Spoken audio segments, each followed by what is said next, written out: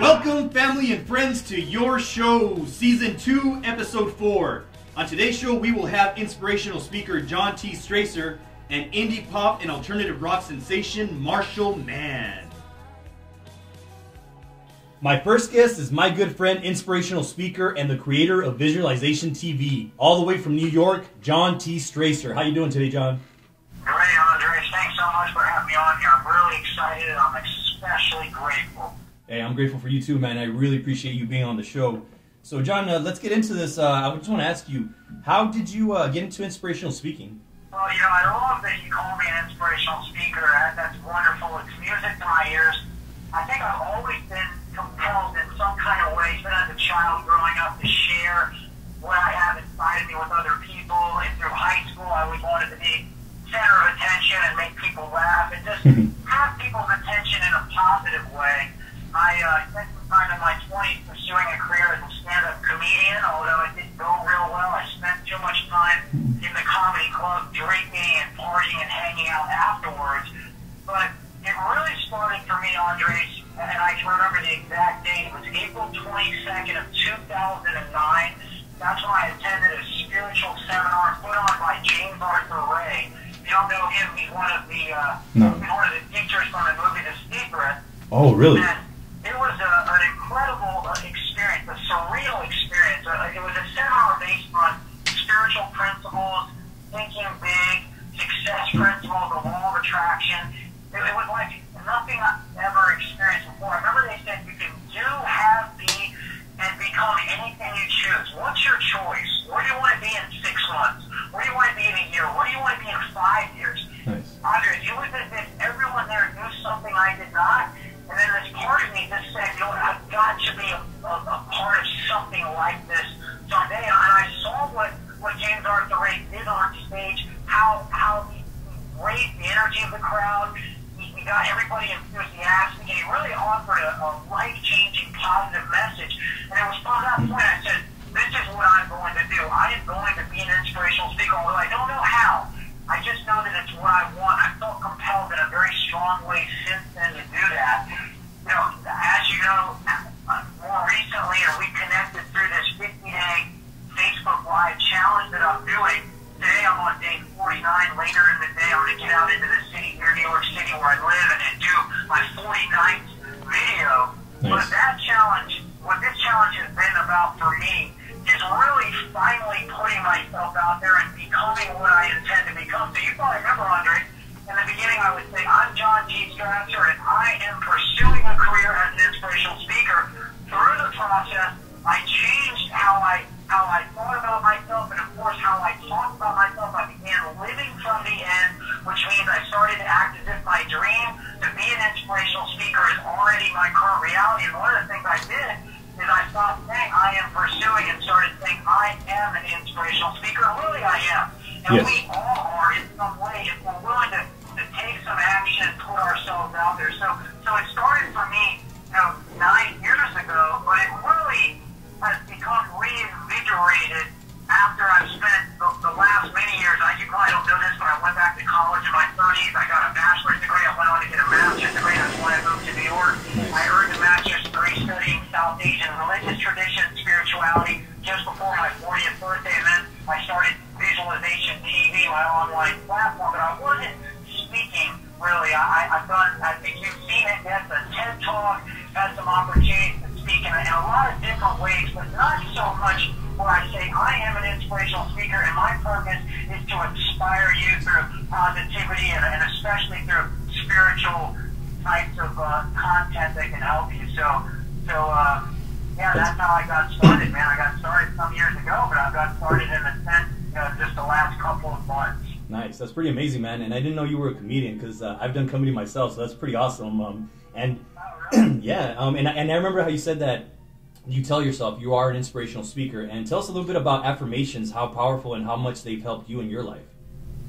Yeah, well, I love it, and of course you've seen that my platform, Visualization TV, is all about affirmations, and that is because they more than anything else have changed my entire life. When I embarked, I am in recovery. I'm a recovering alcoholic, so I spent many years, miserable, not doing what I was meant to be doing in life, harming myself, harming the people around me. When I finally got into recovery in 2007 and changed my life, I then embarked on what would become my greatest challenge and really my greatest experience, and that is going back to school and starting college, essentially again in my 30s.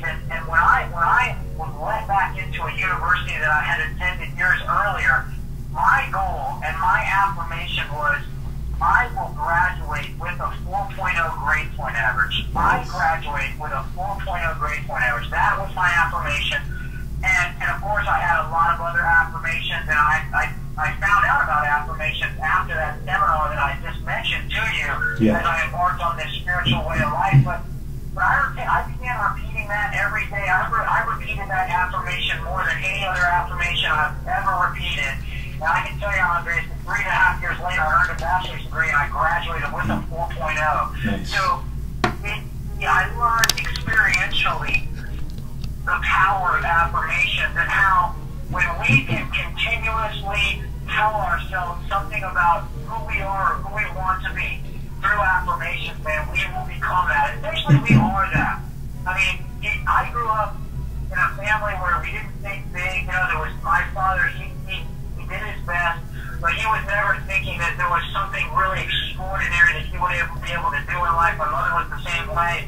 And so I just didn't come from that background, but when I found affirmations, I began to repeat them and say things like, I graduated with a 4.0 grade point average, or I am powerful, I am amazing, I am an inspirational speaker, whatever it is, whatever my intention or my goal is, I can put it in an affirmational and affirmative form, and then begin to repeat it. And I found, my experience has been that which I repeat with consistency is what I am and what I become. Affirmations really, really work. I would say almost every good thing in my life, including the fact that I live in New York City, the fact that I'm in a relationship with a beautiful woman and we have this great life, the fact that I'm pursuing my dreams, the fact that I've become and I am an inspirational speaker, all of that, everything good in my life, it goes back to this practice of repeating affirmations that I do each day. I mean, I've learned, and most of us get the condition to believe that life happens to us,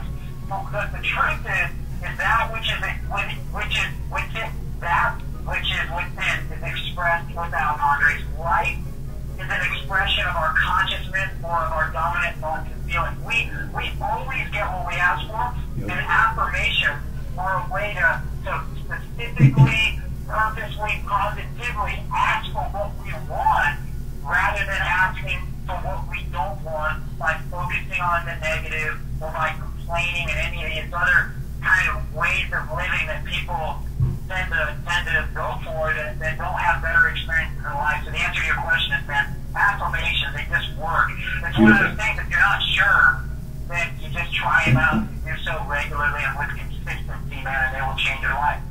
Yeah, I'm with you 100%, man. And your visualizationtv.com, I've listened to those affirmations and I practice them in the morning, and they really do work. And I highly recommend the people that are listening to get into visualizationtv.com and check it out, because it is amazing stuff. And you are an inspiration, man. You're an inspiration to myself and to many people, that watch your channel.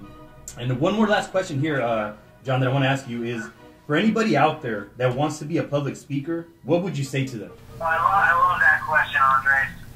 I guess what I would say is the main thing is it's all about focusing on developing a success mindset. So if somebody wants to be a public speaker, that's really the same thing as someone who wants to be a movie star or a successful business owner or a great athlete or be getting great shape or whatever it is that it's all about first developing the success mindset or changing how we think about things and really focusing more on the what and the why rather than the how. You know, people tend to focus on the how. If I want to be an inspirational speaker or anything that I want to be in life or be a public speaker, as you asked, how do I do that? But sometimes when you focus on the how, you see that you've got all of these challenges that you need to overcome in order to get there. It becomes too much. So better to focus on the what and the why. Focusing on the what means specifically what is it exactly that you want to do. So if it's be a public speaker, begin to see yourself as a public speaker. Have a clear vision or a clear goal for yourself of exactly where you want to be and when you want to be there. So that, again, it kind of goes back to affirmations, but it's really about just being very precise in your intentions.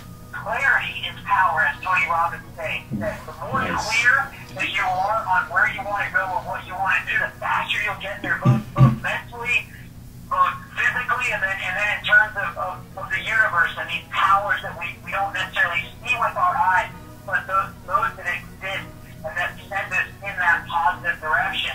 I guess another part of it too would be to create a daily ritual in terms of seeing yourself as a public speaker. And so that might be writing some affirmations out, reading them every day, using visualization, envisioning yourself as a public speaker. I think most importantly, really having the experience of the feelings that will come from that. You know, I try to imagine, Andre, myself on stage with a lot of people in the audience, and I'm talking to them, I'm inspiring them, they're giving me feedback, and I am just feeling tremendous. Another part of it too is to enjoy the journey. People get so tied up in getting to where they want to be.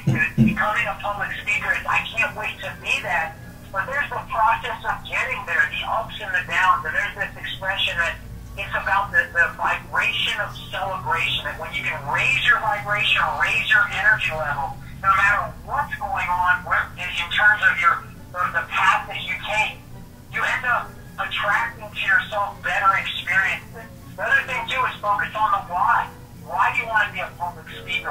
What's your purpose? You know, knowing your why and then staying focused on it, that's what gives you the inspiration, the motivation to keep going. I've been doing this 50-day Facebook Live challenge for today, as I said, 49 days. There's been days I haven't wanted to do it. There's been a couple days I haven't done it. But all in all, I stay focused on why I'm doing that, and the why reminds me and keeps me inspired to keep going. The last thing, Andre, I guess, is that include within your intention the fact that you want to somehow help people and do good to the world. Zig Ziglar used to say, you can have everything in your life, you can have everything you want, everything in life you want, if you will just help other people get what they want. The more you can focus on what you want, why you want, and the fact that what you're doing is going to help people, man, the faster you'll get there. And then the how is easy. How do you become a public speaker? Join Toastmasters. Nice. Use social media. Put yourself out there on Facebook Live. I know you're a Toastmasters guy, Andre, and you remind me all the time of the benefits of it. I've been in it before. The other thing, too, maybe is read and write. Reading inspirational books, self-help kind of books, not only does it help us improve our vocabulary and the ways in which we write and talk, but it also continuously inspires us and gives us lots of new ideas that will help you on your path. You've been quite an inspiration today, man, and I really appreciate you being on the show, and I'm looking forward to seeing you do great things. I love it, brother. Thank you so much for having me on. It's such a pleasure. I'm so grateful for the opportunity. Thank you, John. Have a wonderful day. You too. Bye-bye. Got a lot of friends now. They seem to be like me. Our second guest is up-and-comer alternative indie rocker Marshal Man. How you doing today, man? I'm great, and you, Andres? I'm doing awesome, man. Glad to have you here on the show. Thanks for having me. I want to ask you, what age did you realize that music was your passion, and how long have you been making music? I realized around the age of maybe 12 or 13. That was around the time that I was like in, what do you call it, grade school? Grade school? Yeah. Oh, no. It's middle school. Middle school. Yeah, there you go. Well, no, I was in middle school, and my brothers used to have a band by that time, and my parents, well, my dad, he was really into music at the time too. So I guess it really like came out of nowhere. It came as normal. Every other kid at school, I don't know, they had their things. One's like football, whatever, like all sorts of hobbies, you know. But my thing always was music, and in my house, that was a pretty normal thing, just to pick up a guitar and know how to play something. Nice, excellent. And while you were growing up, you mentioned your parents and your brothers. Who inspired you growing up to make music? To make music? I guess I've had a lot of influences, a lot of bands that I grew up listening to, and also while having my brothers around, them making music, I actually helped in the first album they were making. Oh, really? Yeah, I recorded some bass lines on those, and but yeah, I guess people who influenced me, I would say my dad influenced me a lot to pursue music. He bought me my first bass. I totally wasn't expecting it. I was like, Dad, I want a bass, please. Like, no. And then he got it for me. And then he wanted to take it away from me because I wouldn't leave the bass alone. I remember once he came up to the room, he was like, "Hey kid, you need to stop playing that bass. You're looking way too skinny. You don't do nothing but play." And I don't know. It's good. It's all good. Nice. So talk to me about your current and future projects you have in line right now. Well, right now I'm finishing up my second EP. It's gonna be 5 songs in there, and I got a few shows planned out. Right now, the one that I can think of, it's in the Flycatcher, August 20th. And aside from that, we'll just keep on booking shows, you know. And regarding your EPs and your up-and-coming projects, what are they called, and what can we expect? Well, my first EP was called Birdwatching. The next one is going to be called More Often Than Not. That's going to be, I think, a little bit of a step up on the production-wise, because I've been doing everything by myself. I think I learned a couple of things, so I hope people can notice that in that EP. Nice. Well, my last question is, what advice would you give to other musicians that are pursuing their dreams? I would say the hardest thing is to start and to not pay attention of what people say, that no, you're not going to make it, it's way too hard, there's too much competition out there. I would say if you're doing it just for the competition, it's not really that gratifying as if you're doing it for your love of the music, for a way to express yourself and put everything that you're feeling out into music, because I feel that that's a very beautiful way of expressing oneself. There's a lot of ways, but for me that's music, for a lot of people is, and it's a very beautiful medium for people to catch your vibes, to, I don't know, to get what you're saying. There you go. Nice. Well, I want to thank you for being on the show, and I look forward to seeing what you got, in line. Like you said, you have EP coming out pretty soon. What was the name again? More Often Than Not. More Often Than Not. So just, and then August 20th, a Flycatcher, Catch My Man here, and he's got some great stuff going on. So looking forward to what you got going on. Thank you.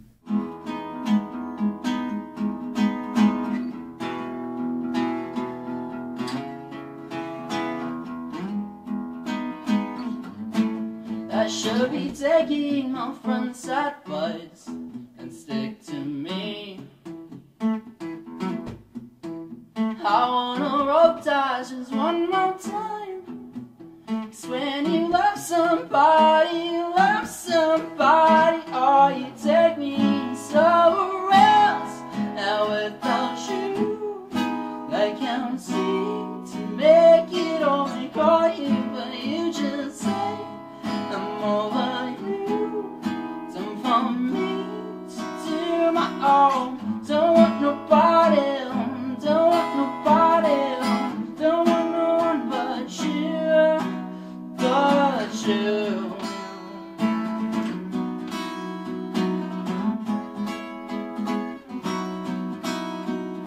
Oh, oh,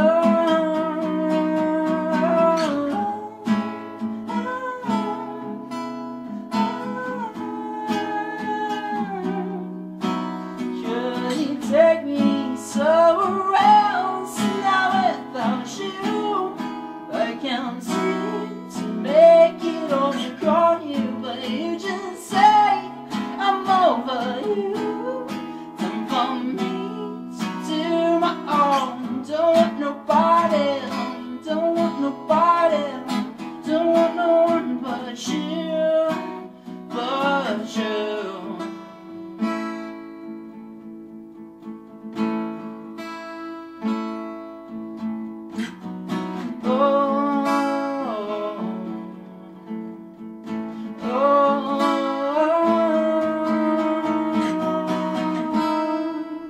Thank you, family and friends, for tuning in this week to Your Show. I also want to give a big thanks to John T. Strasser and Marshal Man for joining us on today's episode. Catch you next time on Your Show.